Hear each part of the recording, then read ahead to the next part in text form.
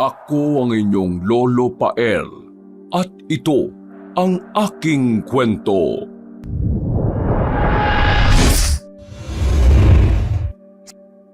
Pagbalik ni Robin sa silid ay binungarang kagad siya ng balita ng asawang si Mariela.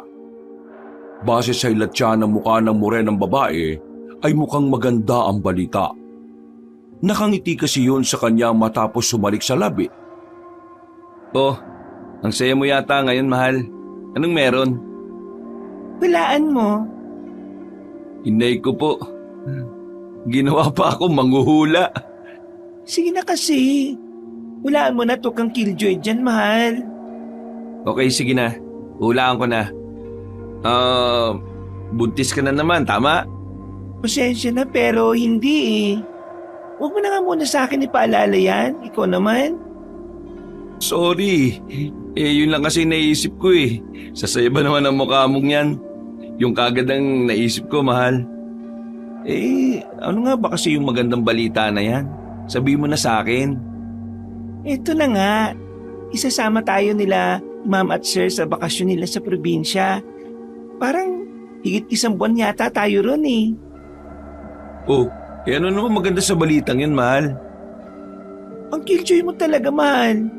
Kahit kailan ka talaga, oh. Nakakawala ka tuloy na excitement eh. Napakamot na lang sa ulo si Robin habang nilalambing si Mariela. Nagpakipot-kipot pa kunwari ang babae pero sa huli ay napatalima rin naman matapos kilikilitin sa tagiliran ng moreno at matipuno niyang asawa. Pagkatapos noon ay nauwi sila sa arutan sa kama hanggang sa natigilan rin matapos sumilip ang 10 taong gulang na si Bimboy sa pintong nakauwang. Ang nasabing bata ay ang bunsong anak ng mag-asawang batalyon na pinagsisilbihan nila. Ang 2 pang kapatid ni Bimboy ay si Julia, pangalawa sa magkakapatid at si Gerald na siyang panganay. Tumayo si Aling Mariela at pansamantalang hinawi ang asawa na napunta sa sulok ng kama. Lalapitan niya sana ang alaga pero nauna na yung pumasok kaya naupo na lang siya sa kama. Oh, bakit Bimboy? May kailangan ka ba na? Sorry po si Istorbo, Yaya Ella at Yaya Obin. Nagugutom na po kasi ako eh. Pwede na po ba ako kumain? Ay, oo naman nak. Hala, tara sa kusina at ipagsasanto kita. Dito na naman ang para sa hapunan eh. Tatawagin ko na rin ang ate at kuya mo baka nagugutom na rin sila. Salamat po. Paglabas ng dalawa ay naiwang nakahiga si Robin sa kama hanggang sa mapatingin siya sa bumbilya ng kwarto nila. Inisip niya rin kasi ang sinabi ng asawa dahil kahit papaano ay makakalayo-layo naman silang mag-asawa. Medyo iba kasi ang ambyan sa bahay ng kanyang amo nitong mga nakalipas na linggo dahil sa sunod-sunod na problema ni Ginoong Rostom. Bakit nga kaya kami magpupunta sa probinsya? Parang ito yung unang beses na nabanggit ang pag-uwi nila sa probinsya. Ano kaya nangyari? Hindi ko pa natanong si Mariel kanina. Wala rin namang sinabi sa akin si Sir Rostom. Siguro, papatawag naman kami ng mga yun kapag sasabihan na kami kung kailan kami aalis. Bumangon na rin siya saka lumabas ng kwarto pagkatapos yung sabihin. Naabutan niya sa kusina ang asawa kasamang 3 anak ng kanilang amo na si Gerald, Julia at Bimboy. Sasabay na sana siya na mag-ring ang kanyang cellphone. Pagkarehistro ng pangalan ni Ginoong Rostom ay dali-dali niyang sinagot ang tawag mula sa kabilang linya. Hello sir, good morning po. Robin, may ginagawa ka ba ngayon? Oh, wala naman sir. Paghapunan lang sana. Magpapasunto na po ba kayo sir? Oo, sana eh. Pero pagtapos mo na kumain, puntahan mo kami dito sa fast food na malapit sa Sabungan. Alam mo na yun, di ba? Oo sir. Sige at bibilisan ko lang kumain. Okay. Balitaan mo kaagad ako ha, pagpapunta ka na. Okay sir. Nagmadali na nga kagad siya sa pagkain at nang matapos ay kinuha kagad niya ang susi ng van at sinundo na ang kanyang amo. Makalipas ang kalahating oras, pagdating sa nasabing lugar, papasok na sana siya sa fast food chain nang makita niya sa parking area ang mag-asawang amo na tila nagtatalo. Hindi kagad siya nagpakita sa mga yun. Pasimple muna siyang nakinig sa usapan dahil nakita niyang umiiyak si Ginang Carmina. Huwag ka mag-iskandalo rito, Carmina. Nakakaya oh. Dami nang tumitingin sa atin eh. Kung ano man yung nakita mong yung kanina, malayong malayo yun sa naisip mo. Natural lang na napakitunguhan ko ng maayos yung babaeng yun. Kasi dahil lang sa laro at wala nang ibang pakahulugan. Rico, anak ng teteng. Isa pang palo mo, makakatikim ka na talaga sa akin ha. Mas lalong napahagulgol si Ginang Carmina kaya napailing na lang si Robin habang pinagmamasdan ng mga amo. Napabuntong hininga na rin siya at naghintay na lang na matapos ang pagtatalo ng mag-asawa. Babae na naman siguro yung pinag-aawayan nila. Ay nako, si Sir talaga oh. Kundi babae ang bisyo, sugal naman at alak. Apaw na sa bisyo kaya minamalas sa negosyo eh. Ay nako, mabuti na lang pala hindi ako nagpark dito sa tapat ng fast food. Natigilan na siya nang maramdaman ang cellphone sa bulsa na nag-vibrate. Pagtingin niya sa among lalaki ay tinatawagan na pala siya, kaya dali-dali niyang sinagot ang tawag at sinabing nasa tapat na siya ng sabungan. Pagka-drop call ay dali-dali siyang nagtungo sa sasakyan at minaneho kagad yun papunta sa kinaroroonan ng mga amo. Pagdating doon ay tila okay si Ginang Carmina pero halata sa mata ng Ginang nakatatapos lang umiyak.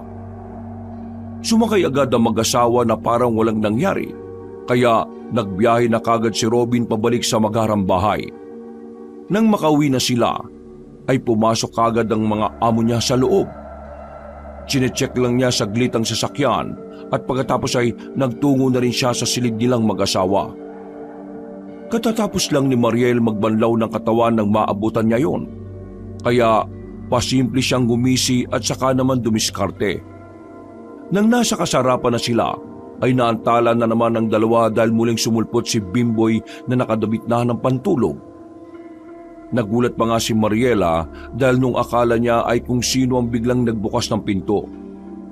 Mabuti na lang talaga ay hindi pa siya nagtatanggal ng tapis sa katawan.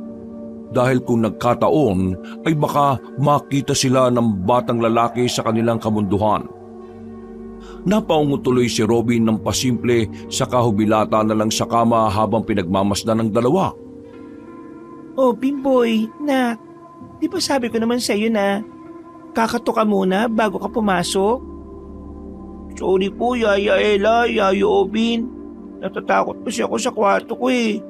Pwede po bang samahan mo muna ako doon hanggang makatulog ako, Yaya? Oh, bakit ka naman natatakot? Laki-laki mo na. Dapat di ka na natatakot sa dilim, Bimboy eh. Di ba, sabi ko naman sa'yo na malaki ka na at ang tunay na lalaki hindi dapat natatakot sa dilim. Hindi naman po ako natatakot sa dilim, Yaya Obin. Natatakot ako rin sa parang gagambang halimaw. Nag-iwan na naman po siya ng sapot-sapot sa ilalim ng kama ko. Ito po oh. Pinagmasdan ng mag-asawang kasambahay ang hawak ng batang lalaki. Nang kunin yun ni Robin at tawakan ay nasiguro niyang sapot nga yun ng gagamba. Pero mas matigas at matibay kumpara sa mga ordinaryo. Napatingin tuloy siya sa asawa na napapakibit balikat lang. Nito kasing mga nakalipas na buwan ay palagi nalang inirereklamo sa kanila ni Bimboy ang tungkol sa nasabing halimaw na gagamba.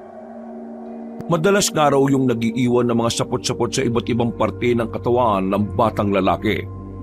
At minsan na nga rin nakita ni Mariela ang nasabing sapot sa loob naman mismo ng aparador.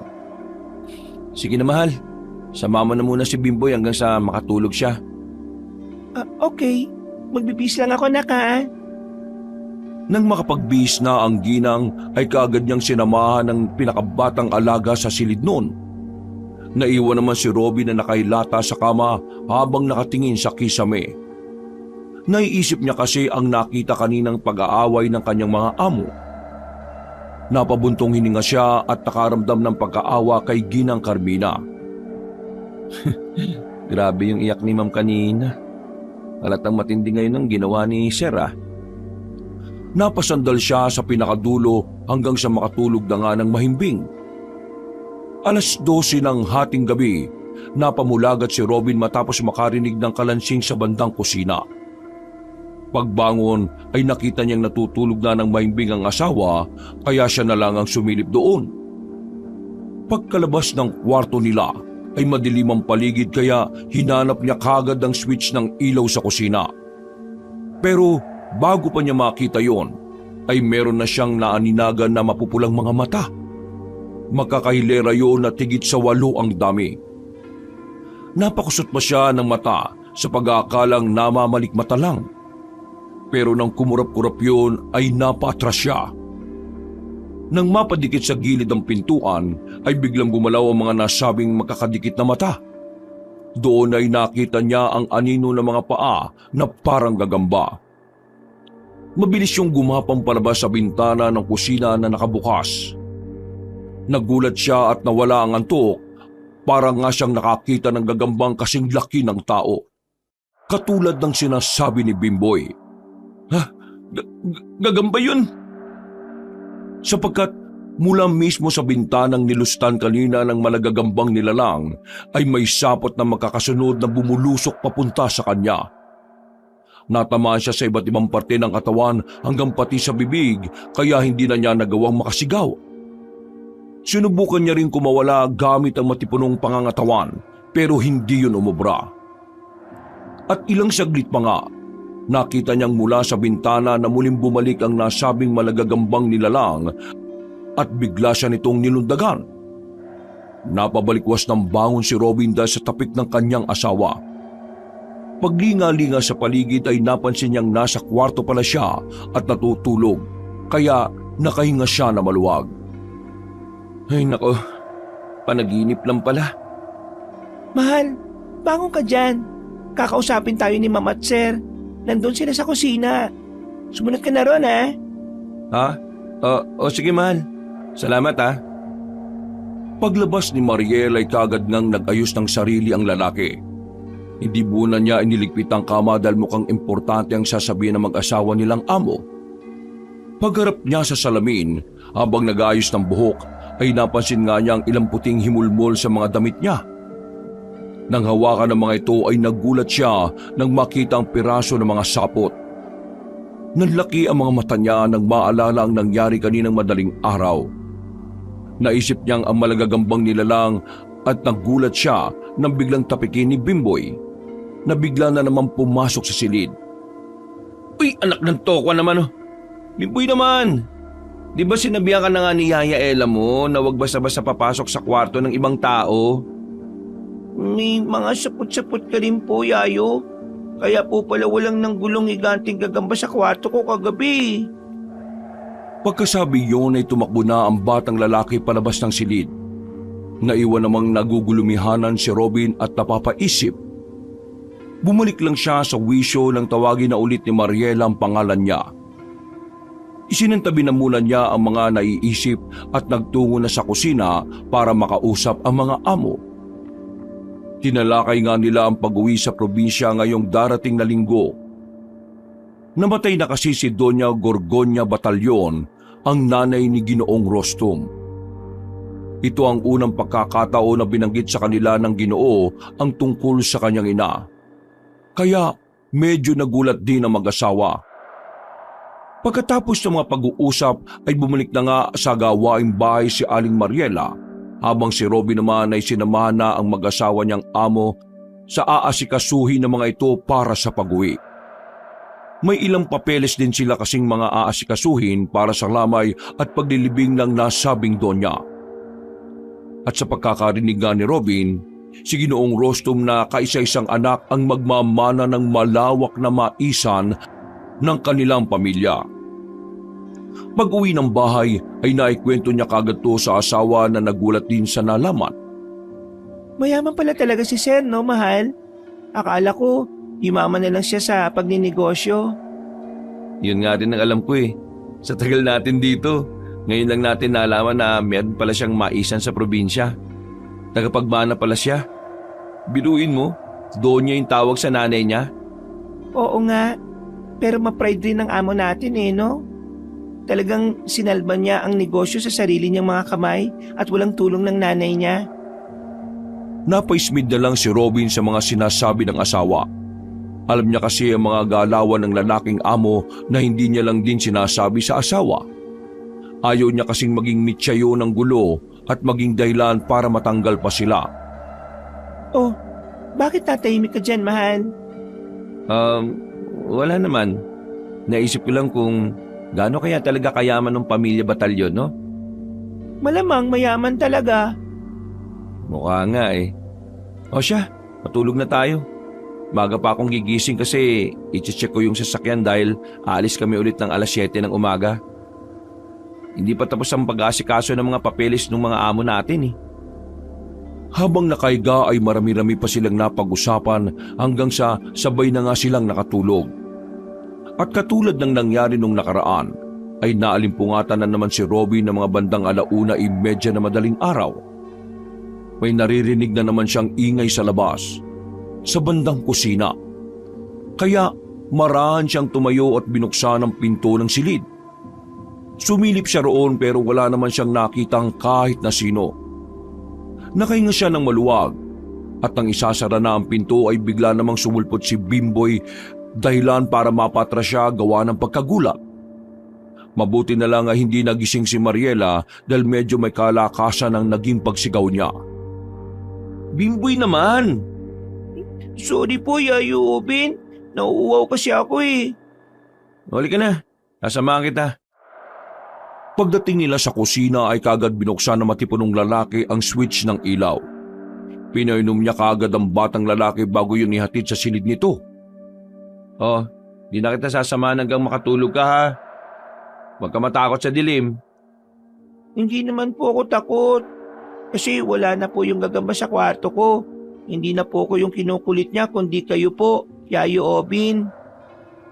Pagsara ng batang lalaki ng pinto ng silid, sa hindi malamang dahilan ay nangilabot ang gustong katawan ni Robin kaya pasimple siyang napayakap sa sarili. Paglingon niya sa likuran, nang makitang madilim ang paligid ay nagmadali siya sa paglalakad hanggang sa makarating sa tapat ng kanilang kwarto. Nang bubuksan na niya ang pinto, ay nagulat siya dahil may nakitang hibla ng sapot sa tapat mismo ng pintuan.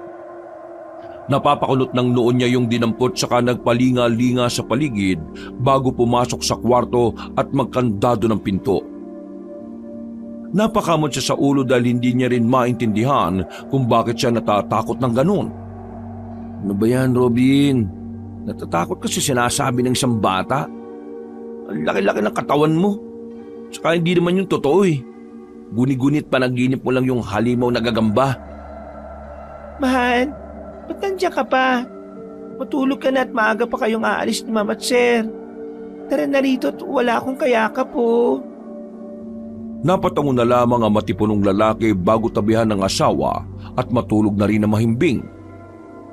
Makalipas ang ilang araw, nagbiyahe na nga sila gamit ang sasakyan.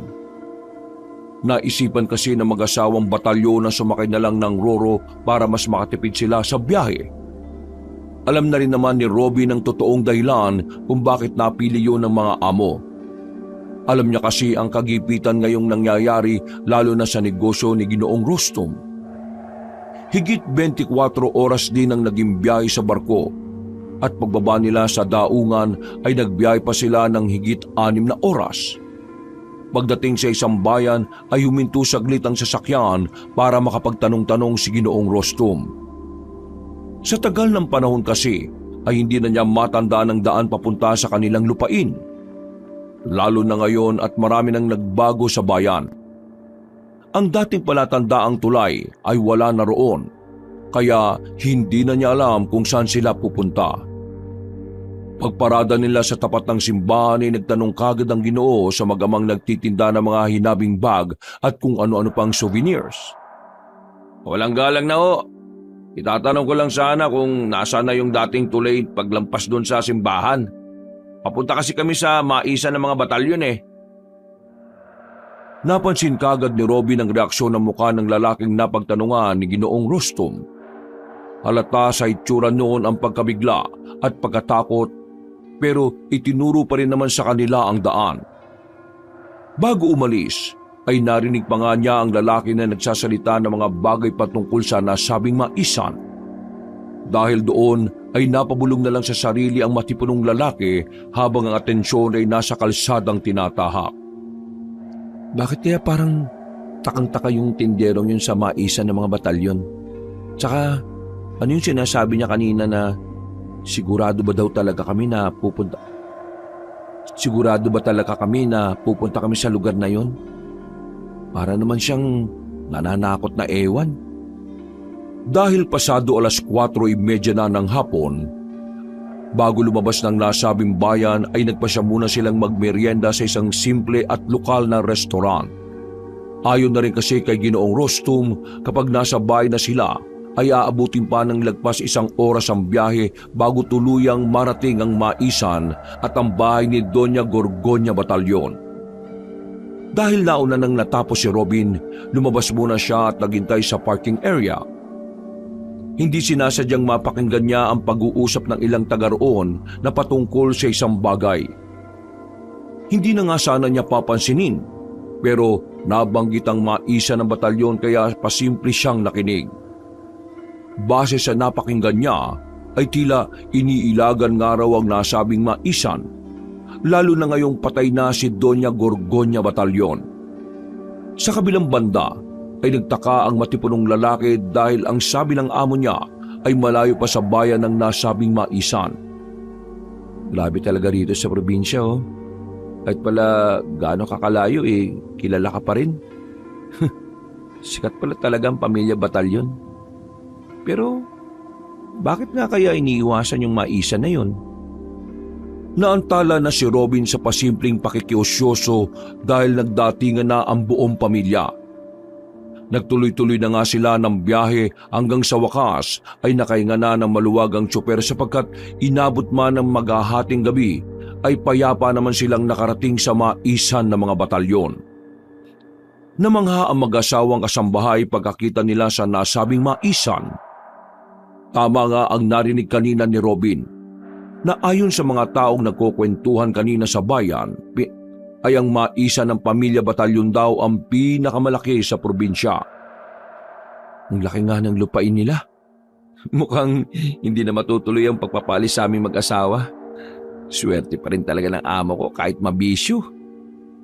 Nasabi yun ni Robin dahil narinig niya nga lang nung isang gabi ang plano ng mga amo nila na bitiwan na silang mag-asawang kasambahay. Sa totoo lang kasi talaga, ay malaki na ang nalugi sa negosyo ni Ginoong Rostum dahil sa sugal, alak at babae.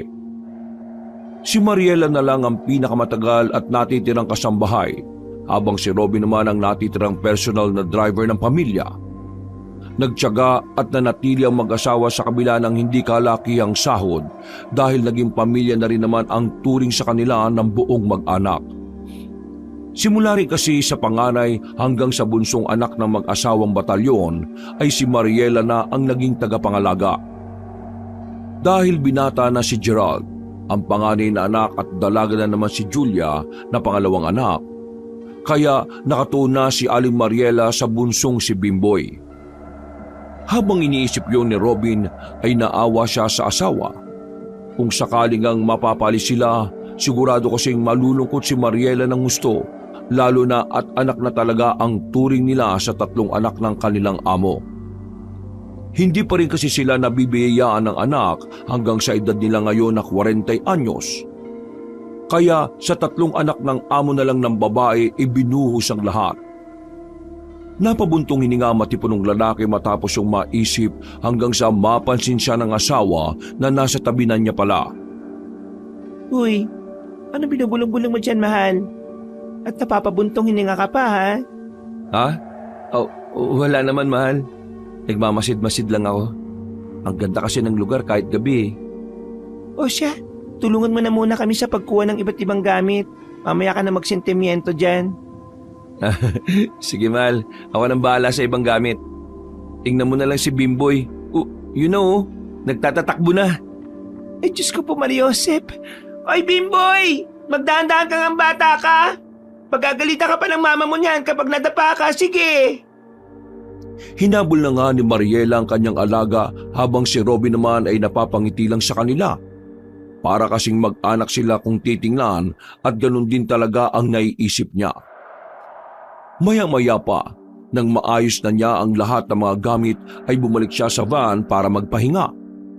Pumasok na kasi ang lahat sa loob. Dahil dediretsyong mag-anak sa maliit na kapilya ng batalyon kung saan nakaburol si Doña Grogonia. Pinasusunod din siya ng asawa pero mas pinili niya munang manatili roon dahil wala naman na siyang gagawin. Naupo siya sa driver's seat para umidlip kaya lang ay dahil nasa bukirin sila at napapaligiran ng mga mais kaya hindi rin siya nakatulog kaagad. Lamok naman pala dito. Napatapik-tapik pa siya sa hita para maitaboy ang mga insekto.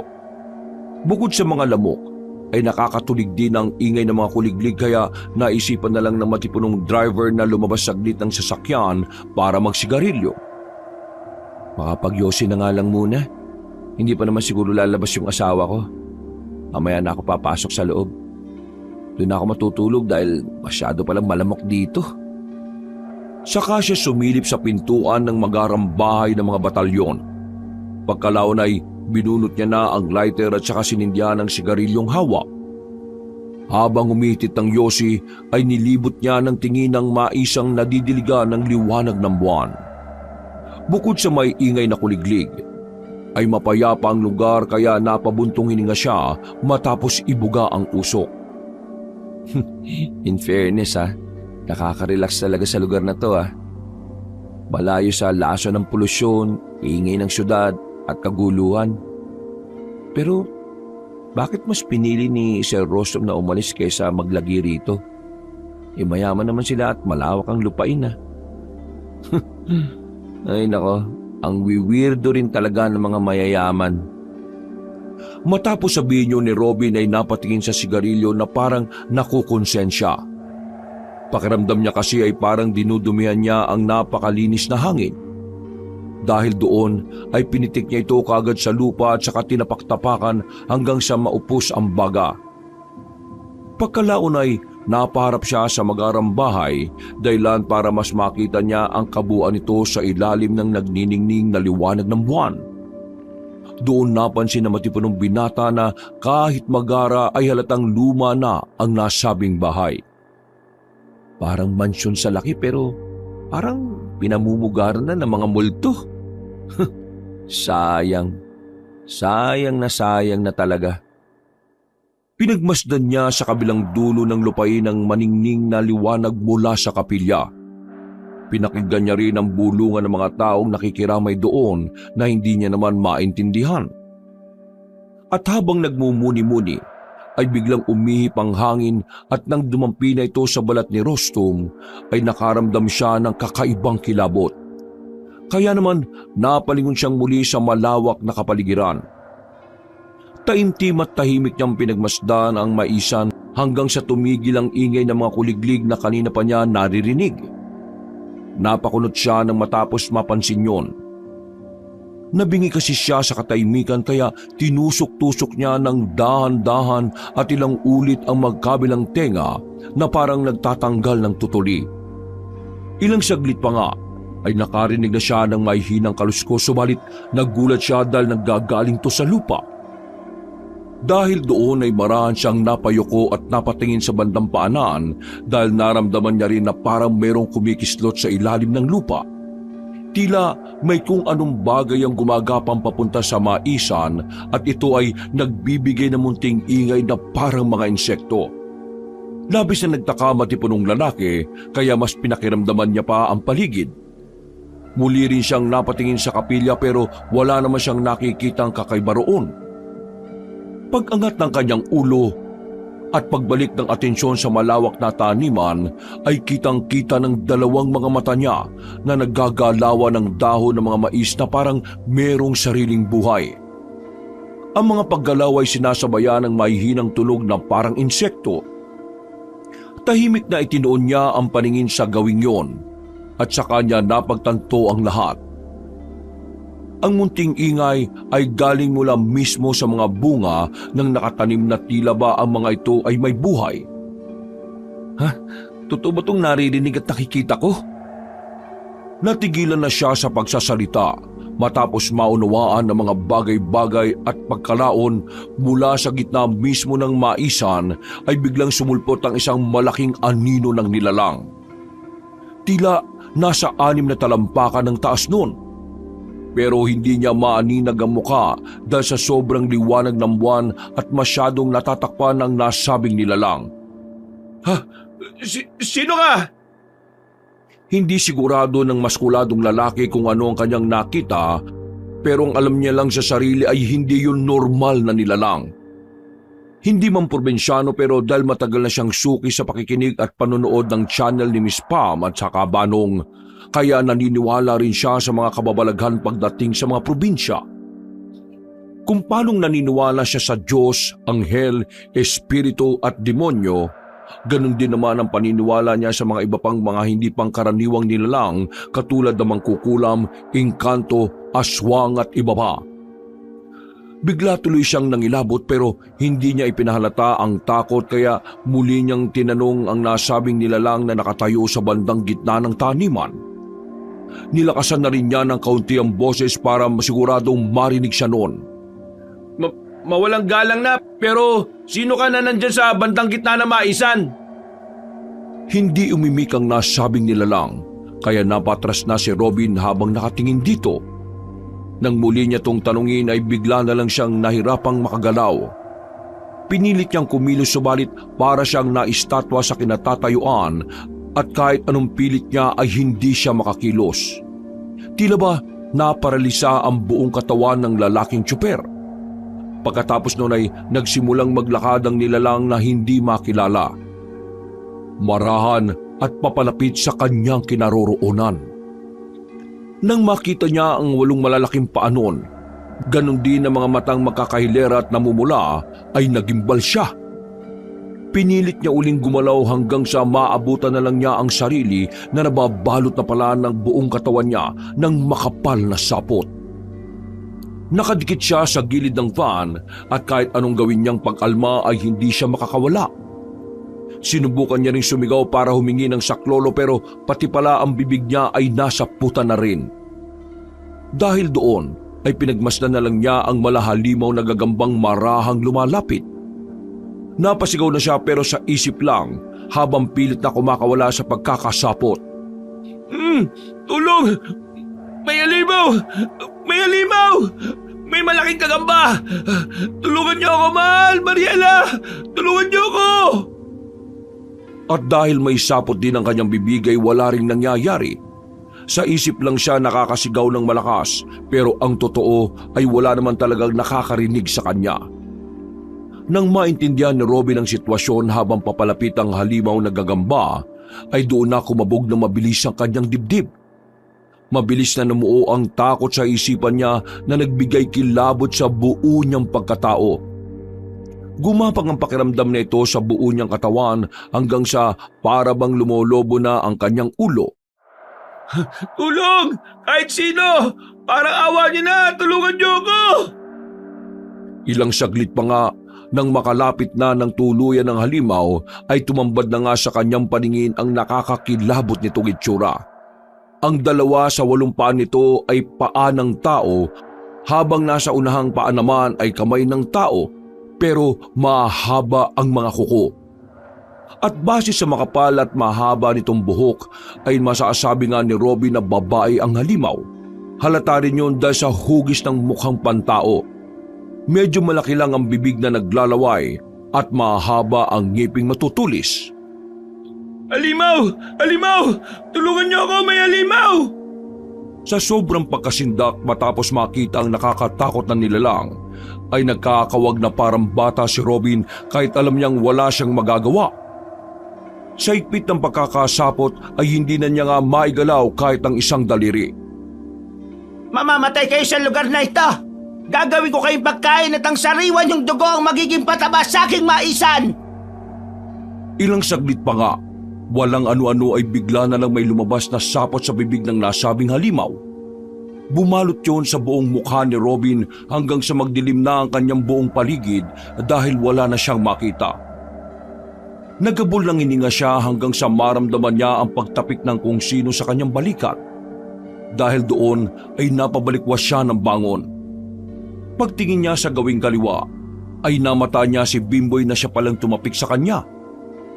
Yayo Obin, gising po, umuungol ka po. Yayo Obin! Salamat sa Diyos. Salamat at ginising mo ako, Bimboy. Salamat. Binabangungot po ba kayo, Yayo Obin? Ha? Ay, Pareho po kayo ni Papa. Ganyan siya minsan eh. Kaya sabi ni Mama kapag ganun kikisingin daw. salamat ulit. Teka, anong ginagawa mo rito? Ba't ka lumabas? Malumok dito at madilim. Alam mo bang, Kayo po ba? Bakit kayo nandito? di bali na nga. Tara na nga sa loob. Huwag ka nang lalabas ha. Sige ka, at uso pa naman sa probinsya ang mga aswang. Mangkukulam at mga engkanto. Gusto mo ba na makakita nun? Ayoko po. Teka, Yayo Obin, may malaking gagamba rin po ba rito? Napalunok ng laway si Robin dahil sa sinabi ng batang lalaki. Naalala niya rin tuloy bigla ang napaniginipang kanina. Hindi na lang niya sinagot ang tanong. Sa halip ay sinabayan na lamang niya ang kausap papunta sa magarang bahay na niluluma. Nang nasa kwarto na si Bimboy ay nagtungo na si Robin sa kapilya para samahan ng asawa at mga amo na naroon. Pagdating doon ay nakita niya ang mga naglalamay. Iilan lang ang kaibigan ng namayapang donya. Kahit ang mga manggagawa sa maisan ay iilang din. Kaya napakunot ng noo ang matipunong lalaki. Nilapitan niya agad ang asawa sa pwesto ng mga kapihan at pasimpleng kinausap. Bakit parang kakaunti lang yung trabahador ng maisan? Hindi pa yata lalagpas ng 10 oh. Yang lawak-lawak ng lupain nila. Kakayanin ba yun ng mga taong yan? Mali naman natin. Marami talaga sila at yun lang ang umaten ngayon. Huling lamay na talaga, mahal. Aba, ewan ko. Huwag nga akong tanungin mo. At saka, ba't mo ba yung pinoproblema? Hayaan mo na nga sila. Mawalang galang na. O pwede ba kung makapagtimpla ng kape? Ay, pasensya na po, Tatang Dennis. Sige lang po, magtimpla lang po kayo ng kape. May mga sandwich din po dyan, kagagawa lang. Ay siya nga po pala, ito yung sinasabi ko kanina na asawa ko si Robin. Kinagagalak kitang makilala, Robin. Ako si Tatang Dennis. Matagal na akong katiwala ng pamilya Batalyon. Bata pa lang si Robin at boy pa ang Don Facundo. Nagtatrabaho na ako rito.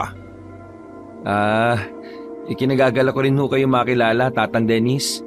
Masyadong malalim yung ikinagagala ka. Pwede po bang nice meeting you na lang? Ikaw ang bahala, Robin. Obin na lang po. Habang nagtitimpla ng kape si Tatang Dennis ay iniwan muna sila ni Mariela. Nag-a-assist pa kasi siya sa mga bagong dating na bisita ng kanyang mga amo. Naiwan naman doon si Robin na nagmamasid-masid pa rin sa paligid hanggang sa maisip niyang tanungin ang matandang lalaki. Tatang Dennis, may tanong lang po ako. Ay, ano ba yan? Yung mga nasa likod na yun, banda, yun o, di ba yung mga trabahador sa maisan yun? Sila lang po ba yun? O meron pang iba na hindi nakapunta? Yan na yung kabuuan ng manggagawa sa maisan. Ho? Talaga ho? Nakakagulat, di ba? Pero mas nakakagulat dahil sa laki ng maisan nagagawa pa rin nila ang tungkulin nila.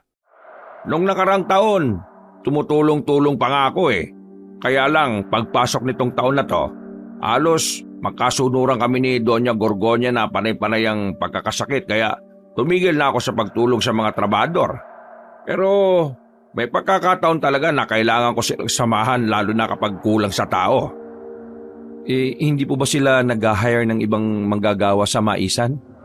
Ay nako, kung alam nyo lang, Obin, wala nang gusto magtrabaho sa maisan na to kung tutuusin. Yung mga yan na natitira, wala na lang talaga yung pagpipilian dahil wala naman silang alam na trabaho kundi ang pagsaka. At saka, hindi maigpit si Doña Gorgonya nung nabubuhay pa. Kapag kailangan nila ng pera, nakakalapit kaagad sila. Yun naman po pala eh. Bakit po wala nang gusto magtrabaho sa maisan ng mga batalyon? Kung tutuusin, Obin, ang maisa ng mga batalyon ay iniiwasan na ng mga magsasaka rito sa baryo.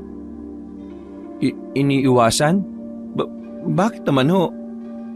Hindi nyo pa rin pala alam hanggang ngayon ano? Sa bayan pa lang, kalat na ang pag-iwas sa mga tao dito sa maisan. Pwede ho bang malaman kung bakit, Tatang Dennis?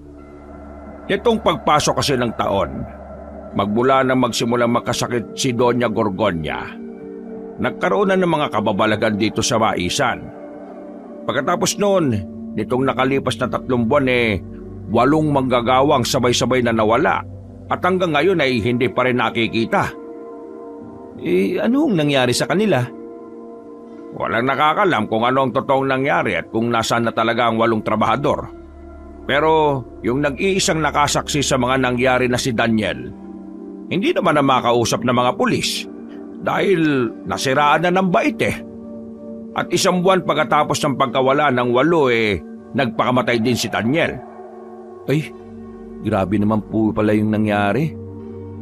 Simula noon, umiwas na ang mga magsasaka sa maisan at wala lang nagtangkang magtrabaho rito. Hanggang sa nag-alisan na rin yung iba dahil marami na nga raw silang napapansin na kakaiba sa nasabing taniman. Alam mo ba ni Sir Rostom yung tungkol dito?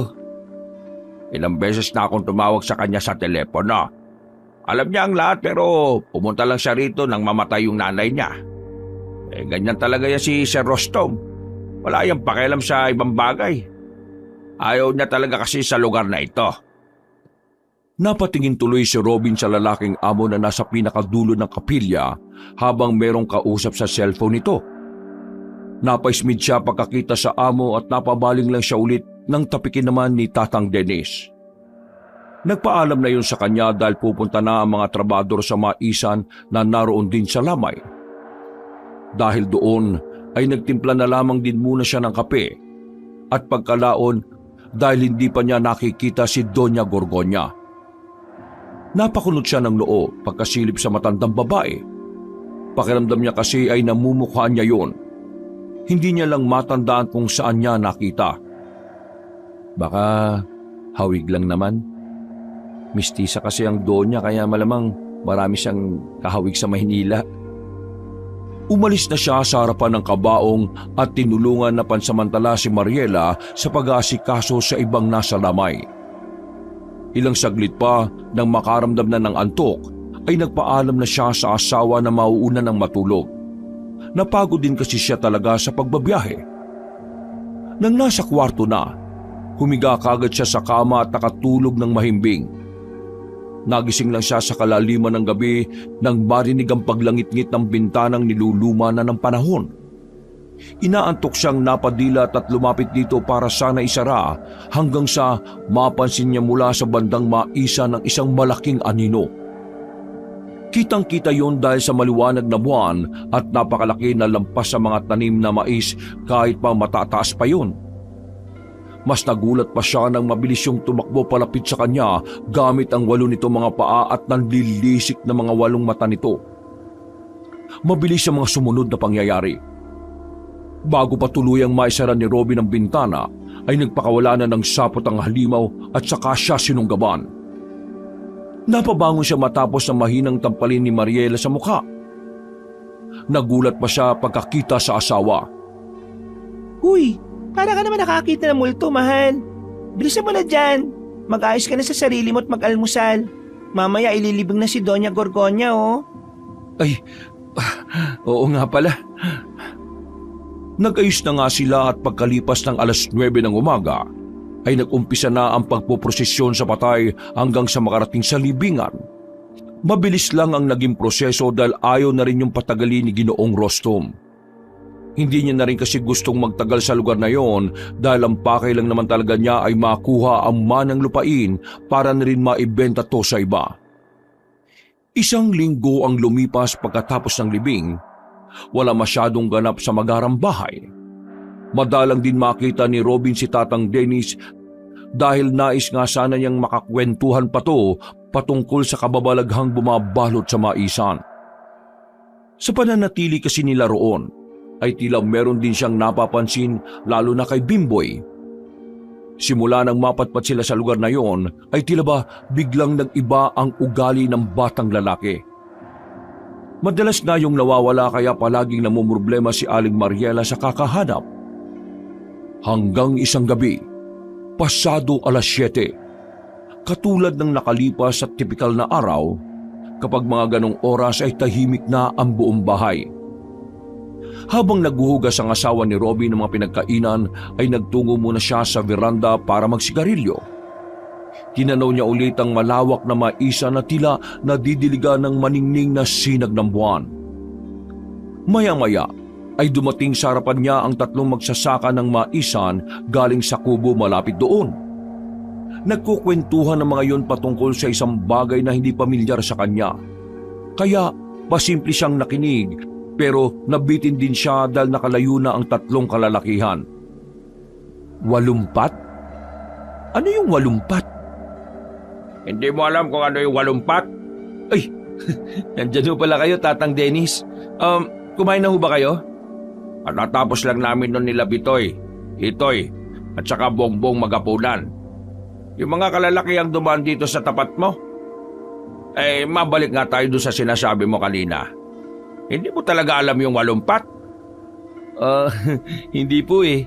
Ano po ba yun, Tatang Dennis? Parang isa yung uri ng alamat dito sa probinsya. Lalo na rito sa Maisan. Pero nung nakaraang taon lang yun parang muling nabuhay eh. Tapos ngayong taon mas umusbo nga dahil sa pagkawala ng 8 mga magsasaka dito sa Maisan ng mga batalyon.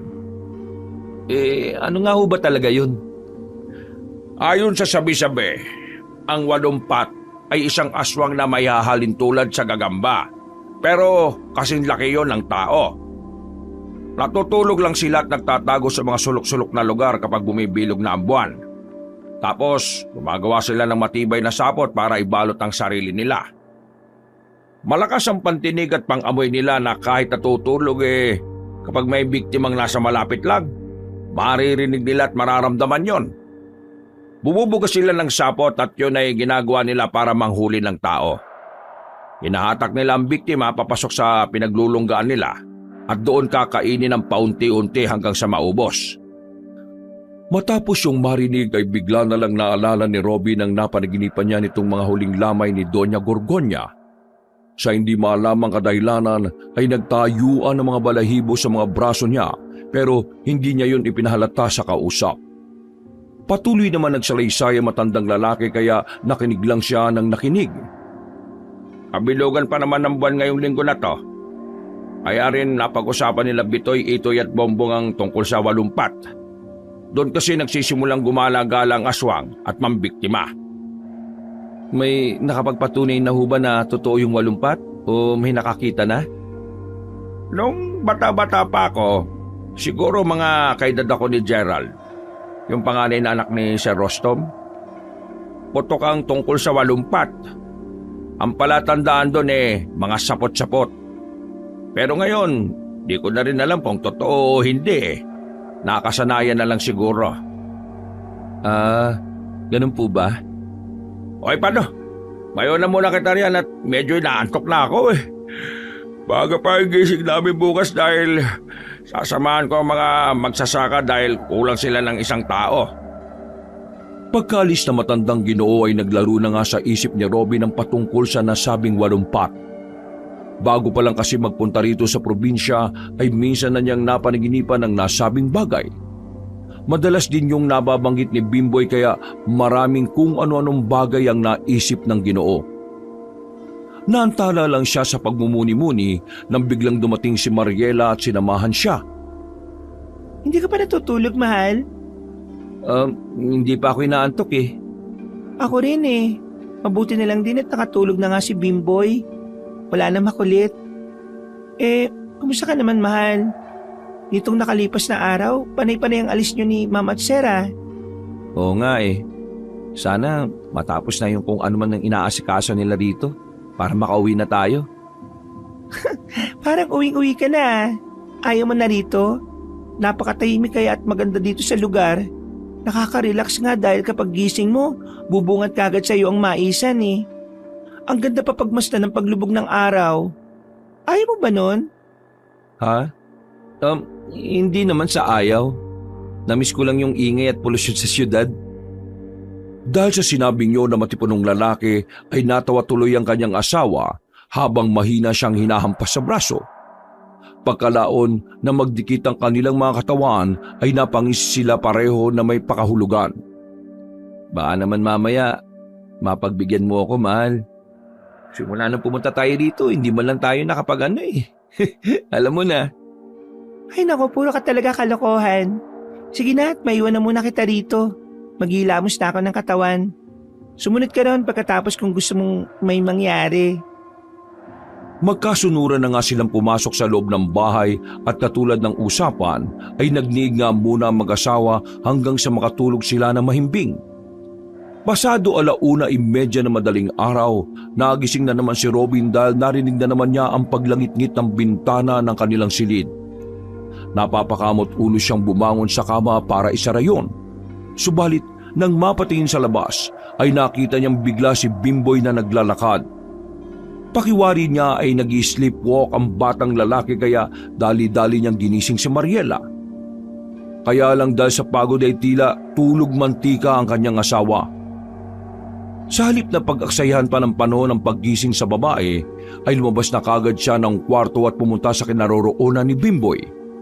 Subalit nang nasa veranda na siya ay hindi na niya nakita ang batang lalaki. Bimboy! Bimboy! Diyos ko po, nasaan na ba yung batang yun? Lumapit siya sa bungad ng maisan at muling tinawag ang batang lalaki pero wala pa ring sumasagot. Nang umihip ang malamig na simoy ng hangin at dumampi sa kanyang katawan ay nangilabot siya ng husto. Sinundan niyo ng mga kaluskos mula sa loob ng maisan kaya napabaling ang atensyon niya roon. Bimboy! Nandiyan ka ba? Bumalik ka rito! Delikado dyan sa maisan!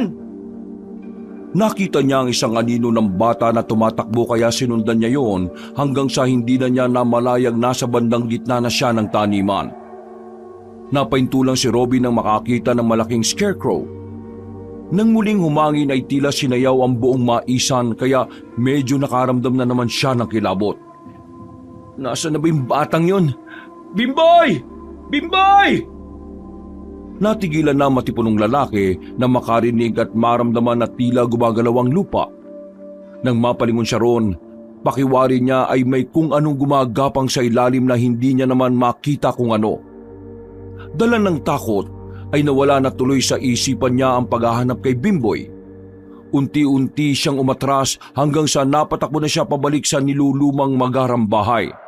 At dahil hindi na niya tinitingnan ang daan, kaya naman hindi niya napansin na merong nakaharang sa tinatahak niyang daan. Bumangga siya rito kaya napaupo siya ng paharap. Pagtingala ay ganun na lang ang pagkagimbal na matipunong lalaki. Kitang-kita niya ang isang nakakatakot na nilalang na may 8 mga matang magkakahilera at 8 mga paa. Pero iba to sa napapanaginipan niya nung nakaraan dahil mas maliit ito at hindi mahaba ang buhok. Para tong isang lalaki. Nang ma-realize niya na para tong gagamba, ay nagimbal nga siya ng husto. Naisip niya rin tuloy bigla ang sinabi ni Tatang Dennis tungkol nga sa sinasabing maalamat na uri ng aswang. Walumpat! Dali-dali siyang tumayo at tumakbo. Napalingon pa siya sa likod kaya nakita niya kung paano umangil ang nasabing nilalang. At maya-maya pa nga ay nagsimula na tong tumakbo palapit sa kanya, kaya mas nagmadali na siya sa pagtakbo. Pakiramdam ni Robin, ang layo-layo niya pa rin sa magarang bahay kahit pa abot na to ng kanyang paningin. At ilang saglit pa nga ay nakahinga siya na muluwag sapagkat tuluyan na siyang nakalabas ng maisan. Nang malapit na sa veranda, ay naramdaman niya sa likod ang mainit na bagay. Paglingon niya roon ay may nakita siyang makapal na sapot na nakakapit sa kanya. Nanlaki ang mga mata niya subalit bago pa makalma ay hinatak na siya ng nasabing sapot pabalik sa maisan. Sinubukan niyang tanggalin at labanan yon pero wala siyang nagawa dahil matindi ang pakakadikit ng nasabing sapot. Pagdating sa bungad ng maisan ay tuluyan siyang natumba habang nagtutuloy-tuloy ang paghatak sa kanya. Tulong! Tulong! Inahatak ako ng walumpat, Mariela! Tulong! Kahit sinong nakakarinig sa akin! Tulong! Makailang ulit na siyang sumigaw at sagad sa lalamunan subalit tila bingi ang kapaligiran dahil wala man lang sumasaklolo sa kanya. Naabutan na lang ni Robin ang sarili sa harap ng walumpat. Tumindig yun kaya nakita niya ang nakakatakot nitong mukha. Ang naglalaway na bibig na may matutulis at matatalim na mga ngipin. Gumaralgal yun at habang sinasaputan ng buo niyang katawan, sinubukan pa rin pumalagpalag ng Ginoo pero tuluyan na siyang napalibutan ng sapot. Ang huling natatandaan na lang niya ay ang pagdamba ng aswang sa kanya bago siya mapasigaw ng sobrang lakas kasabay ng pagbangon sa higaan. Napatingin siya sa bintanang lumalangit-ngit kaya napansin niya rin na umaga na pala. Dito ako nakatulog sa may papag. Nasaan kaya si Mariela? Hindi pa man nakakabangon sa higaan ay napabaling na siya sa pintuan matapos marinig ang boses ni Bimboy. Umalis po si Yaya Ella. Kasama po sila Mama at Papa. Hindi ka na po ginising kasi parang pagod na pagod ka raw po eh. Si Papa na po nag-drive ng van, Yaya Obin. Ha? Nako, nakakaya naman at si Sir Rostom pa yung nag-drive ng sasakyan. Alam mo ba kung saan sila nagpunta, Bim? Hindi ko po alam eh. Pagkasabing yun ng batang lalaki, tumakbo rin yun palayo. Kaya tumayo na si Robin at nagtungo sa kusina kung saan naabutan niya sina Gerald at Julia na nag-aalmusal. Inaya lang siya ng dalawa na tinanguan niya lang. Pagkatapos ay nagtimpla kagad siya ng kape at dumiretso sa veranda para doon tumambay. Habang nakatingin sa maisan ay naalala na naman niyang bigla ang nangyari kagabi. Nakahinga siya na maluwag dahil sa panaginip lang yon. Pero pag inom ng kape ay nagulat siya at kamuntikan pang mabitiwan ng tasang hawak. May ilang galos kasi ang magkabila niyang kamay na parang gumasgas sa sahig. Nang tingnan niya ang hita ay meron din yung mga gasgas. Ha? Bakit may mga gasgas ako? Nang maalala niya ang paghatak ng walumpat sa kanya kagabi sa maisan ay tila nanlaki ang ulo niya sa takot. Napagtanto niya kasi na hindi pala talaga panaginip ang nangyari. Hindi ba panaginip yun? Ano ba itong nangyayari sa akin? Buisit naman oh. Yayo! Yayo! Halika po! Halika po! Sama mo ako sa maisan, dali! Pagkatingin ni Robin kay Bimboy ay bigla yung tumakbo sa loob ng maisan. Napaingit tuloy siya at walang nagawa kundi sundan ng nasabing bata. Pero habang tumatakbo ay patuloy niya pa rin iniisip ang nangyari. Kung talaga nga bang totoo na hinatak siya ng walumpat at ang pruweba ay ang mga gasgas niya sa mga kamay at paa. Bimboy! Saan ka ba pupunta, hoy? Tingnan niyo po, oh. Ang laki po ng scarecrow. Tingnan niyo po yung loob niyan. Ha? Sige na po, Yayo. Check niyo na po, please. Huminto saglit si Robin bago sumulyap-sulyap kay Bimboy na tila excited pa rin. At para mapuna ng pananabik ay ginawa niyang gusto ng batang lalaki. Marahan siyang lumapit sa scarecrow at kinapaka pa ang katawan nito. Napakunod siya ng noo sa pagtataka dahil alam niyang hindi dayami ang nasa loob noon. Alam niyo po ba kung ano nasa loob niyan, Yayo? Ha? Ano? Tingnan niyo po. Napipilitang tiningnan ng matipunong lalaki ang loob ng scarecrow at nagulat siya sa nakita. Nabitiwan niya nga to dahil sa sobrang pagkagulat bago magbalik ng tingin sa batang lalaki. Ang dami pong sapot, no? Tumakbo si Bimboy pabalik sa magarang bahay habang si Robin ay hindi makapaniwala sa mga nakita. Mas lalo siyang nahintatakutan dahil alam niya sa sarili na galing sa walumpat ang mga sapot na yon. Nang mapansing tila merong nakamasid mula sa kung saan, ay dali-dali na rin siyang umalis sa lugar na yon. Pagbalik tuloy niya sa veranda, ay hindi na siya nakapag-focus. Kahit malamig na ang kape, ininom na lang niya to habang iniisip ang mga pangyayari. Pagbalik sa silid nilang mag-asawa, ayun pa rin ang tumatakbo sa utak niya hanggang sa mananghalian na lang. Tila nagising lang siya sa katotohanan nang may kumatok sa nakabukas na pinto at pagpaling niya roon ay nakatayo si Tatang Dennis sa pintuan. Tara na, Obin. Sumabay ka na sa pananghalian. Ako nagluto ng ulam. Ay, Tatang, nako, salamat to. Sige o. Sumunod ka na lang doon, ha? Nandun na rin yung mga anak ni Sir Rostom. Mas maganda kung sabay-sabay na. Sige po, susunod na po ako. Ilang saglit pa, pagdating sa dining area ay kagad silang kumain ng pananghalian. Sanay ang magkakapatid na si Gerald, Julia at Bimboy nakasabay sa pagkain ng kanilang mga kasambahay. Sinanay kasi ni Ginoong Rostom ang mga anak dahil itinuring niyo ng lahat na nakatira sa loob ng bahay na kapamilya at hindi ibang tao o tauhan. May isa roon na kasambahay na siyang nag-aasikaso sa kanila at ang pangalan noon ay Margie. Nung unang dating nila Robin dito ay napansin niya kagad ang nasabing kasambahay dahil tila ilag yun sa tao. Sinabi na rin ni Tatang Dennis na kahit nga matagal-tagal nang nagtatrabaho ang dalaga ay tahimik pa rin nga yun. At ang tanging kinakausap lang ay si Doña Gorgonya. Hindi sumasabay sa pananghalian si Margie dahil bukod sa pag-aasikaso sa kanila ay hindi pa siya nagugutom. Nawirduhan naman si Robin nang marinig yun dahil sa tuwing aayain nga nilang kumain ng babaeng kasambahay ay palagi yung tumatanggi. Sa totoo lang ay hindi pa niya talaga nakitang tupikim yun ng kahit na anong pagkain. Tatang, may tanong lang ho ako. Kumakain ba yang si Margie? Parang sa higit isang linggo ko nang nandito. Ni isang beses di ko pa talaga siya nakitang kumain ng mga nakahain na pagkain eh. Mahihain kasi talaga yung si Margie. Baka mamaya pa yung kakain kapag walang nakatingin. Nako, sanay na ako sa babaeng yan. Maniwala ka sa akin, masasanay ka rin. Pagkakita at pagkamoy ni Robin sa minatamis na mais, nagpatuloy na nga siya sa pagkain at nang makita ni Margie na tapos nang kumain ng lahat, ay nagdala siya ng pangimagas na minatamis na mais. Pagkakita at pagkamoy ni Robin sa minatamis na mais, ay bigla siyang napalunuklaway. Hindi dahil sa takam, kundi dahil bigla na lang niyang naalala ang tungkol sa walumpat. Hindi niya rin alam kung bakit na lang yon sumagi sa isip niya. Dahil doon ay nanuot na naman tuloy sa kanyang kalamnan ang kakaibang kilabot pero hindi niya ipinahalata sa mga kasama. Oy, kain na!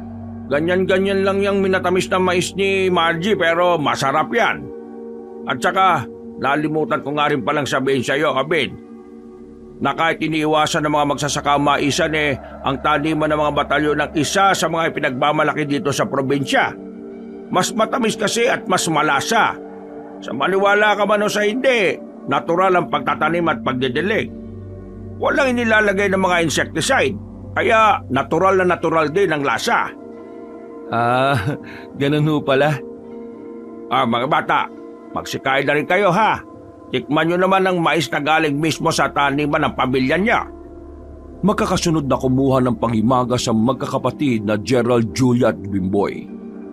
Nang matikman nga nila ang mais, ay nasarapan sila dahil tulad ng sinabi ni Tatang Dennis, matamis at malasa nga ito. May pag-aalagan man si Robin na tikman ang nasabing prutas, pero dahil sa paulit-ulit na alok sa kanya ay nahiya na rin siyang tanggihan ang alok ng matandang Ginoo. Kumuha lang muna siya ng ilang piraso at sinabayan na ang magkakapatid sa pagkain. Wow, ang sarap nga! Ay, tanda ko pa ang sabi ni Doña Gorgonya nung tinanong ko siya kung bakit ayaw niyang maglagay ng pesticide o insecticide o kahit na anong kemikal na makakatulong sa maisan. Ang sagot niya dugo at pawis kasi ang sikreto para lumabas ang tunay na lasa ng tanim. Dugo at pawis? Ay, wag mo namang gawing literal na dugo. Pero sa pawis pa pwede pa kasi pagpapawisan ka nga naman talaga Ibig sabihin nun, mas maganda kapag natural talaga at tama nga ang donya. Dahil sa natural na pagsisikap kaya maganda rin ang kinalabasan ng resulta ng tanim. Tama nga ho. Habang nagpapatuloy sa pagkain ng minatamis na mais, ay nagpaalam na muna sina Gerald at Julia na magpapahinga sa kanilang mga silid. Naiwan naman si Bimboy at masayang nakinig sa usapan ng mga nakatatanda. At habang pinag-uusapan ng tungkol sa taniman, ay bigla namang dumating ang magpipinsang Bitoy, Itoy at Bongbong. Base sa mukha ng tatlo ay tila seryoso sila, kaya kagad kinutuban si Robin. Mas lalo siyang nagulat sa sinabi ng tatlo dahil meron nga raw nakitang 8 pirasong pato na patay at inuud na sa kabilang dulo ng taniman. Nang tanungin ni Tatang Dennis kung anong nangyari ay sinabi lang ni Bitoy na puntahan na lang para makita niya mismo. Pinuntahan nga nila ang nasabing lugar habang si Margie ay niligpit na ang mga pinagkainan sa mesa. Para mas mapabilis ay sumakay sila ng owner jeep at hindi nila napansin na umangkas din pala si Bimboy. Ilang saglit pa nang nasa bandang dulo na sila ay napatakip na kagad sila ng ilong dahil sa umaalingasaw na amoy. Pagbaba ng sasakyan ay tumambad sa paningin ni Robin at Tatang Dennis ang mga 8 patay na pato. At hindi lang yung basta namatay dahil hindi kaaya-ayang sinapit ng mga kaawa-awang hayop. Dahil sa pinaghalong amoy at nagkalat na katawan ng mga ito, ay hindi napigilan na matipunong lalaki ang sarili. Tumalikod siya at naduwal. Mabuti na lang ay may dalang tubig si Bitoy kaya matapos niyang sumuka ay uminom siya hanggang sa ginhawaan ng pakiramdam. Bakit ganyan yung nangyari sa kanila, Tatang? Normal na tao ba o hayop ang may kagagawan yan? Walang puso. Bakit kailangan pang pagpirapirasuin ng mga katawan at buklatin ang laman loob ng hayop? Hindi ko rin alam. Ang totoo niyan, nitong nakalipas na linggo bago kayo dumating may nangyari na rin ganyan. 8 manok naman. Ano? 8 manok? Oo, ito ang pangalawang beses na may namatay na hayop at 8 rin. Bitoy, Itoy, Bongbong, huwag niyo na itong ipagsasabi kahit kanino dahil kapag naalaman pa to ni Naan, Tonton at ninyo, baka mag-alisan na rin yung mga yon. Pero sino talaga yung gumawa nito? Baka naman merong naninira rito sa maisan ng mga batalyon. Baka gawa yan ng malaking gagamba. Natigilan ng mga kalalakihan at napalingon kay Bimboy na biglang nagsalita. Nakapwesto ang bata sa likod mismo ng owner jeep kaya nilapitan siya kaagad ni Robin. Uy, anong ginagawa mo rito, Bimboy? Bakit mo kami sinundan? Baka hinahanap ka na rin ni Ate Julia at Kuya Gerald mo, ha? Yaya Obin, yung malaking gagamba nga po ang may gawa niyan. Ano bang sinasabi mo? Ibig mo bang sabihin na may 8 pa talaga rito sa maisan? Ang ibig kong sabihin, yung malaking gagamba na tinutukoy mo? Opo, ilang beses ko na po yung nakikita na pag-alagala rito sa maisan eh. Sigurado ka ba dyan, Bimboy? Opo. Pasensya na, Tatang Dennis, ha? Pero ganyan lang mo talaga tong si Bimboy. Halika na nga, bumalik na tayo sa bahay. Pero paano kung totoo yung sinasabi ng bata, Obin?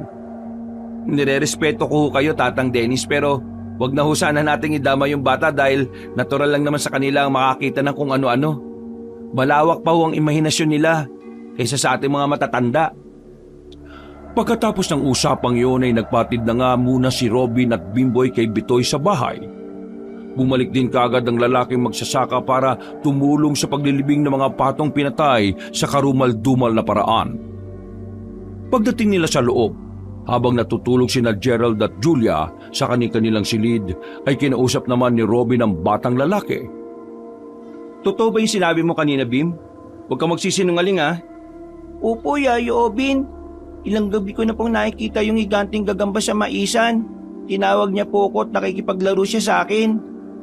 Makinig ka mabuti, ha? Kapag nakita mo siya ulit at inaya ka maglaro, huwag ka nang lalabas ng kwarto mo. Kapag pinilit ka ng walumpat, magpunta ka sa kwarto namin ni Yaya Ella mo, ha? At gisingin mo kami kaagad. Opo, sige po. At saka, huwag mo nang babanggitin ulit ang tungkol dito, ha? Kapag nagtanong sa iyo si Tatang Dennis, huwag ka na magsasalita. Bakit naman po? Mali po yun, Yayo Obin. Hindi naman. Pero mas maigi na huwag ka na lang magkwento sa iba. Sa akin o kaya kay Yaya Ella ka na lang magkwento. O sige po. Pag-alis ng batang lalaki ay nagbalik sa veranda si Robin at tinanaw ang malawak na maisan. Habang pinagmamasdan niya yun ay unti-unti niyang napagtanto ang mga bagay-bagay. Hindi pa siya sigurado pero may kung ano nang natakbo sa isip niya patungkol nga sa walumpat. Malamang yun talaga ang dahilan kung bakit iniiwasan ng mga magsasaka yung maisan ng mga batalyon. Yung 8 tao na nawala, posibleng sinalaki sila ng walumpat at ang walumpat na yun ay... Sinadya niyang putulin ng sinasabi dahil hindi pa rin naman siya sigurado sa kanyang mga hinala. Ayaw niya rin na basta-basta na lang na magbigay ng konklusyon ng walang sapat na ebidensya. Maigi na rin at pinatahimik niya si Bimboy dahil baka magsanhi rin kasi ng takot sa mga taga roon ang mga sinasabi ng batang lalaki. Maya-maya pa, pagbalik ni Tatang Dennis, ay sinabi niya nga rin na maigi na baliwalain na lang ang mga sinabi ni Bimboy. Sumang-ayon din na matandang Ginoo dahil nga magbibigay lalo yun ng pag-iwas sa mga tao kapag kumalat. Pinayuhan na rin siya noon na huwag mag-alala patungkol kina Bitoy, Itoy at Bombong dahil hindi naman nagkukwento mga yon. Nakahinga na maluwag si Robin kaya nagpahinga na rin muna siya sa silid habang iniintay ang asawa at mga amo. Dahil sa tagal ng paghihintay ay nakatulog na naman siya na mahimbing. Pagsapit ng 7:00 ng gabi, habang nasa sala at naghihintay ay kinausap kagad ni Robin si Margie na nagluluto ng hapunan sa kusina. Tinanong niya kung saan talaga nagpunta ang mag-asawang batalyon kasama ang asawa niyang si Mariela. Sinabi lang din ng kasambahay na ang tanging alam niya lang ay nagpunta nga ng bayan at mayroon lang inasikaso.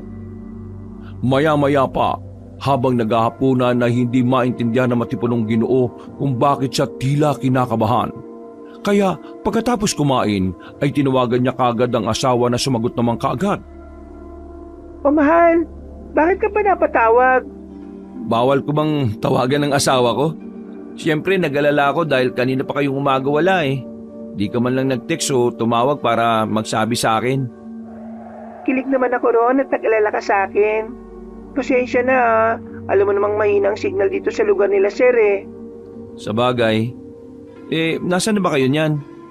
Nandito po kami sa bayan, mahal. Nagtagal kami sa munisipyo tapos nagsimba pa sila mama at sir. Tapos dumaan pa kami sa mall at marami pa kaming pinuntahan. Kumain lang kami doon sa kinainan natin noon tapos uuwi na rin. Siguro mga 8:30 nandiyan na kami. Sige mahal, mag-ingat kayo ah. Pakisabi kay sir, pasensya na ulit. Bakit di mo siya tawagan para ikaw magsabi?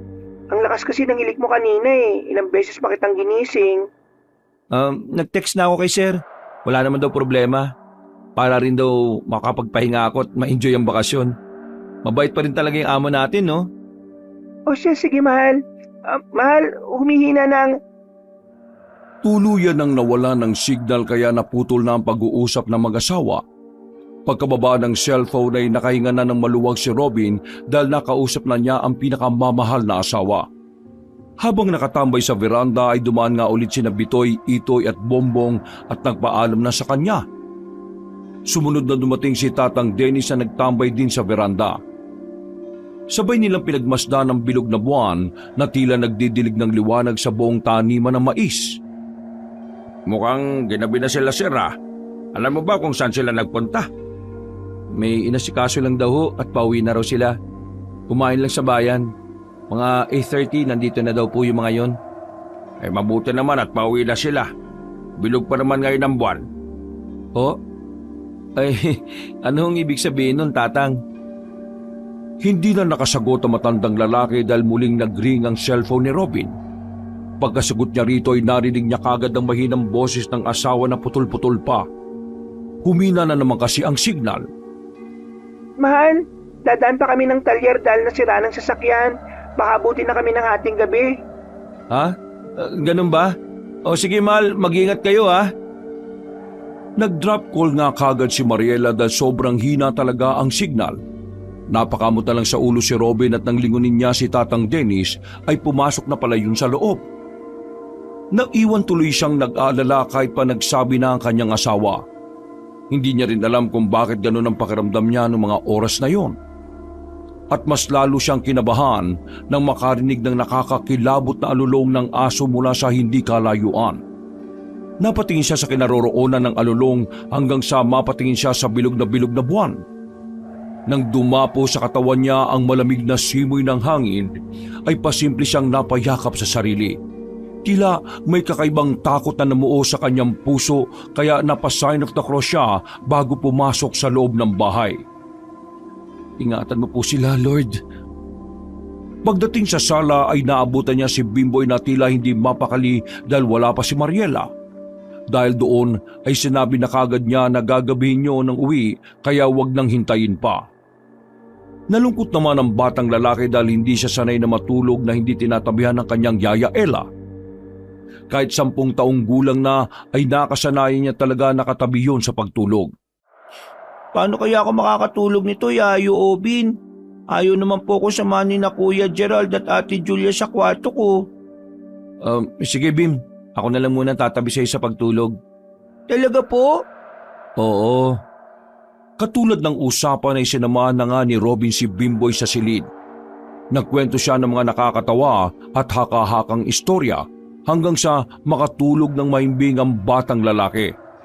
Nang makasiguro na tulog na nga yun, ay lumabas na ang Ginoo sa silid at bumalik na sa kusina. Nagtimpla muna siya ng kape habang hinihintay ang sasakyan na dumating. Panay din ang tingin niya sa cellphone pero mas lumala pa dahil tuluyan na nga itong nawala ng signal. Naknang Teteng naman oh. Galing talaga. Timing na timing ang pagkawala ng signal ah. Kahit kailan talaga itong no signal effect gumagana kapag sa ganitong sitwasyon na emergency. Ay naku naman talaga. Napabuntong hininga siya at saka uminom ng kape habang patuloy na naghihintay.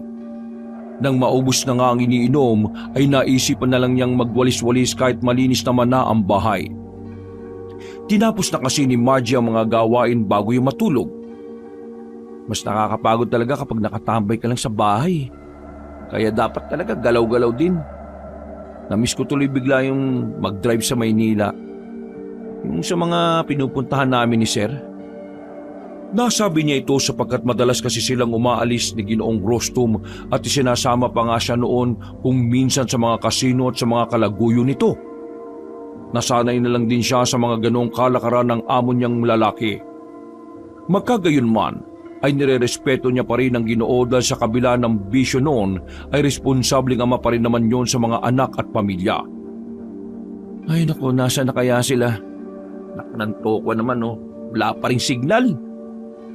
Dahil sa tagal ay pumasok na siya sa kwarto at doon na lang naghintay. Ilang saglit pa nga ay humiga na siya at nagpikit ng mga mata. Pinilit niya ang sarili na makatulog. Kaya lang ay sumagi na naman sa isip niya ang tungkol sa walumpat. Lalo na yung nakita niyang patay na katawan ng walumpato na lasog-lasog ang mga katawan. Naku, panyemas naman oh. Kung kailan matpatulog na ako. 1 mais, 2 mais, 3 mais, 4 na mais, 5 mais. Sa kabibilang niya ng mais habang nakapikit ay tuluyan nang inanod ng antok ang kanyang diwa. Hanggang sa maalimpungatan siya eksakto 12:00 ng hating gabi. Bigla siyang nagising dahil tila ba nakarinig siya ng mahinang sigaw mula sa kung saan. Pamilyar ang boses na iyon kaya naman kagad siyang napabagon sa kinahihigaan at dali-daling napasilip sa maliit na bintana. Doon ay tumambad sa kanya ang buong maisan sa labas ng magarang bahay na kanyang tinutuluyan. Tahimik ang paligid at tanging tunog lang ng mga kuliglig ang nagsisilbing ingay sa lugar na yon. Napatingin siya sa kalangitan at doon na niya nakita kung paanong magbuhos ng liwanag ang bilog na buwan. Kasunod noon ay narinig na naman niya ang mahinang sigaw mula sa kung saan. Mariela? Dali-dali siyang napabangon at lumabas ng kwarto at nagtungo sa veranda. Biglang nawala ang ingay kaya napahinto siya at napaisip na baka guni-guni o panaginip lang na naman yon. Pero nag-alala pa rin siya dahil malalim na ang gabi pero wala pa rin ang van, ang mga amo niya at ang kanyang asawa. Nasaan na ba yung mga yun? Hindi na to maganda. Hindi na maganda nararamdaman ko. Natigilan na siya matapos marinig ang sigaw ni Julia mula sa silid nito. Doon tuloy natuon ang atensyon niya. Pumasok ulit siya sa loob ng bahay sa kapinuntahan ng nasabing silid. Pagdating doon, ay nakita niyang nakatayo na si Gerald sa harap ng pintuang nakabukas na. Nakayakap sa binata ang takot na takot niyang kapatid, kaya agad lumapit si Mang Robin. "Oh, ano nangyari, Julia? Bakit ka sumisigaw? Ano yan?" Pare-pareho silang nagulat matapos makita ang mga makakapal na sapot sa iba't ibang parte ng kwarto ni Julia. Takot na takot ding nagsabi ang dalaga at sinasabing meron siyang nakitang halimaw. Dahil doon ay pinasunod niya ang magkapatid at tinungo nila ang kwarto ni Bimboy. At katulad ng silid ni Julia, marami ring sapot ang kwarto ng batang lalaki. Ang mas nakakatakot pa ay wala na roon ng batang lalaki. Nag-alala ng gusto si Gerald at Julia para sa buhay ng kanilang kapatid. Mabuti na lang at pinakalma sila ni Robin at pinasunod sa kwarto nilang mag-asawa. "Makinig kayong dalawa ha. Dito lang kayo sa loob ng kwarto namin ni Mariela at huwag kayong lalabas kahit na ano mangyari. Huwag din kayo magbubukas ng pinto o bintana, lalo na kung hindi kayo sigurado kung sino ang nakatok. Pupunta ko si Tatang Dennis at Margie. Tapos, hahanapin namin si Bimboy. Naintindihan niyo ba?" Pagkatango ng magkapatid ay lumabas kagad siya ng silid. Ikinandado naman kagad ni Gerald ang pinto kaya nagtuloy-tuloy na si Robin papunta sa kabilang bahay na tinutulugan ni Tatang Dennis at Margie.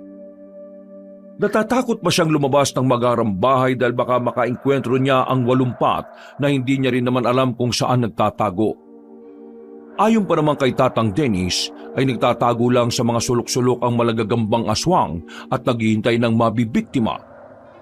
Nagmamadali na siya at pagdaan malapit sa kapilya ay meron siyang naaninag na liwanag mula sa hindi kalayuan, subalit bigla rin yung nawala.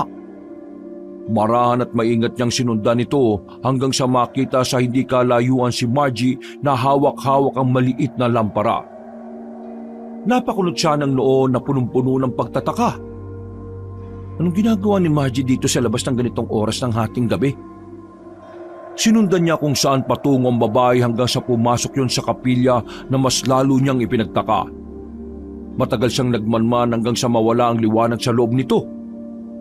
"Oh, saan siya nagpunta? Hindi kaya siya talaga yung walumpat? Kung siya yun, mali pala yung naiisip ko patungkol sa pamilya ng batalyon." Nagsimulang kutuban si Robin nang mayroong inililihim ang kasambahay. Nagsimula ng kutuban si Robin na merong inililihim ang kasambahay na si Margie. Kinabahan din siya para sa buhay ng mga kasama niya sa lugar na yon, lalo na sa buhay ng kanyang asawa. At nang marinig niya ang mahinang sigaw ni Mariela kanina ay mas lalo siyang natakot. "Hindi pwede to. Baka kung ano nang ginagawa niya sa asawa ko at sa mga ama ko, pati kay Bimboy." Matapos maisip ang mga yon, ay nagmamadali niyang tinungo at pinasok ang kapilya. Doon ay tumambad sa kanyang paningin mula sa pinakadulo ng nasabing lugar ang isang lihim na lagusan papunta sa ibaba. Natatakot man, ay lakas loob na pinasok ni Robin ang sikretong paibabang lagusan pagkapasok niya sa bodega. Kahit madilim at kinakabahan sa maaaring mangyari, ay nagpatuloy pa rin siya dahil sa kabilang banda ng kanyang isipan ay naroon ang pagnanais na makita ang kung anong meron sa ilalim ng kapilya. Napa-sign of the cross siya habang nagpapatuloy sa paglalakad sa madilim na lagusan. At ilang saglit pa nga ay naaninig na niya ang liwanag na siguradong galing sa lamparang dala ni Margie. Nang makalapit siya ng tuluyan ay doon na nga siya nagimbal dahil sa kanyang nasaksihan. Kitang-kita ng mga mata ni Robin ang dalawang babaeng napapalibutan ng sapot ang buong katawan. Ang amo niyang si Ginang Carmina at ang asawa niyang si Mariela. Sugatan ang mukha ng mga yun at tila pinahihirapan pa. Sa likuran nila ay may makapal pang sapot at sa ibabaw noon ay merong dalawang nakakatakot na nilalang. Ang isa ay dambuhalang walumpat, habang ang isa naman ay kasing laki lang ng bata. Gulat na gulat ang matipunong lalaki at hindi siya makapaniwala sa nakikita ngayon. Muntik pa nga siyang mapasigaw sa pagkagimbal. Mabuti na lang at natutop niya kagad ang bibig habang nagkukubli. Yan na ba yung walumpat? Mula sa isang sulok, nagulat siya nang makita na biglang lumabas si Ginoong Rostom. At kumpara sa mga nakasapot na sina Ginang Carmina at Mariela ay parabang okay na okay ang lalaki. Pagkakita ni Margie sa among lalaki ay kagad siyang yumukod dito. Napakunot naman ng noo si Robin dahil nalilito siya sa mga nangyayari. Nay, tigilan mo na to. Pakawalan mo na ang asawa at kasambahay ko. Hindi mo sila pwedeng gawing pagkain. Susundin ko na ang gusto mo. Mananatili ako rito at hindi na ibebenta ang lupain. Ipagpapatuloy ko ng pag-aalaga sa maisan at mabubuhay ka hanggang gusto mo. Mula sa ibabaw ni Ginoong Rostum ay bumaba ang dambuhalang malagagambang halimaw. Nang makita ni Robin ang kabuuan noon dahil sa liwanag ng lampara ay napatakip na naman siya ng bibig. Kasunod ng pagsigaw ng kanyang isipan. Hindi ako pwede magkamali. Yan yung halimaw na nakita ko sa panaginip. Panaginip lang ba talaga yung nangyaring yun? Nang sumayad na sa lupa ang halimaw, ay unti-unti yung nag-anyong tao na mas lalong ikinagulat na matipunong tsuper. Hindi niya lubos akalain na makikita niya si Doña Gorgonya na buhay pa. Pero halata na rin ang panghihina at labis na katandaan. Paano ako makakasiguro kung nagsasabi ka ng totoo? Ano pa bang kasiguraduhan ng gusto mo, Nay? Sinunod ko na ang gusto mo. Nagpanggap kang patay para maluwag mong magawa ang pambibiktima sa mga inosenteng hayop at tao. Binenta ko na ang lahat ng ari-arian ng pamilya ko sa Maynila at bumalik ako rito katulad ng hiling mo. Ano pa ba? Sabihin mo sa akin para maniwala ka lang. Naniniwala na ako. Pero sa oras na lokohin mo na naman ako at iwan anak, hindi ako magdadalawang isip na gawin ulit ito sa iyo. Hindi lang asawa mo isasapot ko kundi pati na rin sina Gerald at Julia. Huwag mong idamay yung mga ano ko dito, Nay. At bakit hindi? Lahat ang hindi nagmana sa pagiging walumpat ko ay madadamay kapag sumuway ka. Huwag ka mag-alala dahil hindi na ako susuway sa'yo. Kaya pakawalan mo na ang asawa at kasambahay ko. Ang asawa mo lang ang pakakawalan ko. Pero tong isa, iiwan ko siya dahil kailangan ko ng pagkain sa buong isang linggo. Nang marinig yon ni Robin ay nangambak agad siya para sa asawang si Mariela. Dahil doon ay hindi na niya napigilan ng sarili na lumabas sa pinagtataguan. Nagulat naman ang lahat matapos siyang makita. Huwag niyo saktan ng asawa ko! Kung ayaw niyo magkamatayan tayo! Robin, anong ginagawa mo rito? Sir, yung asawa ko nasa panganib. Narinig ko na gusto siyang lapain ng nanay mong aswang na malumpat. At hindi ako papayag na mangyari yun. Ililigtas ko si Mariela. Nang marinig nga ni Mariela ang boses ng asawa ay tila nagising yon at natauhan. Kaya nagsusumigaw siya sa paghingi ng saklolo. Dahil naman doon ay nagising na rin si Ginang Carmina na nagsisigaw din sa takot. Nagalit si Doña Gorgonya na unti-unting nag-anyong walumpat. Hindi na rin namalayan ni Robin ang mga sumunod na nangyari dahil sa sobrang bilis. Nakita rin niyang unti-unting nagpalit ng anyo si Margie at katulad ng matandang babae ay naging isa rin yung walumpat na biglang sumalakay. Napapikit na lang ang matipunong tsuper habang umiiwas sa pag-aakalang matatamaan siya ng sapot. Pero hindi ito nangyari. Nagulat din sila dahil humarang ang pinakamaliit na walumpat. At nang mapagmasdan nyo ng maigi ni Robin ay sa kanya napagtanto kung sino ito. Ha? Bimboy? Natigilan na siya dahil biglang nagpakawala ng nakakakilabot na sigaw ang pinakamalaking walumpat. Bimboy, apo ko! Bakit mo tinutulungan ang hampas lupang yan? Hindi sila karapat-dapat kaawaan dahil sa mga pagkain lang sila. Lola, hindi po masamang tao ang Yayo Obin pati ang Yaya Ella ko. Huwag niyo po silang sasaktan. Pasaway kang bata ka. Tingnan mo, Rosso, mang kaina ang pinamana mo sa anak mo. Nakakadismaya ka, Bimboy. Ikaw pa naman ang nagmana ng kapangyarihan ng walumpat pero masyado kang maawain. Hindi mo dapat pinagtatanggol ang mga pagkain lang natin. Napakasama mong alimaw ka. Bagay sa'yo itsura mo. Huwag mo idadamay si Bimboy dahil hindi siya katulad mo. Ang lakas ng loob mong kutong lupa ka lang sa paningin ka. Sino ka para pagsalitan ako ng ganyan? Ha! Napatras ang dambuhal ng walumpat nang ihagis ni Ginoong Rostom ang apoy ng lampara sa ina. Mabilis na kumalat ang apoy kaya sinamantala nilang pakawalan sina Ginang Carmina at Mariela na parehong nawala ng malay tao dahil sa sobrang takot. Galit na napaangil si Doña Gorgonya na inutusang sumalakay si Margie. Pero bago pa makalapit ang nasabing walumpat, ay may naghagis pa ng apoy mula sa likuran. Parehong napatingin doon si Ginoong Rostom at Robin at nagulat sila nang makita si Tatang Dennis. Bilisan niya! Walang iya ka, Dennis! Traitor ka! Hindi ako traidor, Doña Gorgonya. Matagal na ako nagsilbi sa iyo at nagpapasalamat ako ron. Pero kayong nagising na rin ako sa katotohanan. Magsama-sama kayo! Papatayin ko kayong lahat! Margie, alam mo na ang gagawin mo sa mga yan! Galit na lumusob si Margie habang si Doña Gorgonya ay nagtago na sa dilim at hindi na nila nakita pa. Nang makalampas naman si Ginoong Rostom at Robin tangan ng kanilang mga asawa ay nagpaiwan na si Tatang Dennis. Ako lang bahala rito. Matagal ko lang dapat itong ginawa para hindi na humantong sa pambibiktima ng mga inosenteng tao si Doña Gorgonya. Hindi na rin sana naipasa kay Margie ang sumpa ng pagiging malumpat. Bilisan niyo na at tumakit na kayo! Maraming salamat, Tatang Dennis! Nang makakit na sila ay kagad nang isinara ni Ginoong Rostom ang lagusan na ikinagulat ni Robin. Sir, nasa lupa si Tatang. Narinig mo naman ang sinabi niya, hindi ba? Maniwala ka sa akin, Robin. Alam ni Mang Dennis ang ginagawa niya. Umalis na tayo rito bago pa makakit sa maisan si nanay. Nasaan po yung van? Nandun sa pinaka-main entrance ng bukid.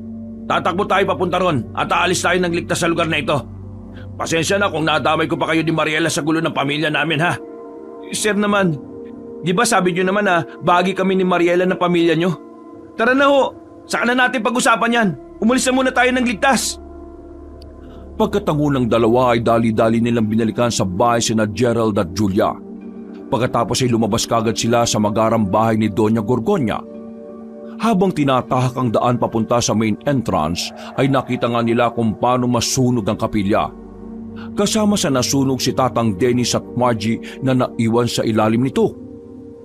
Doon na rin nagsalita sina Gerald, Julia at Ginang Carmina dahil hindi nila kasama si Bimboy.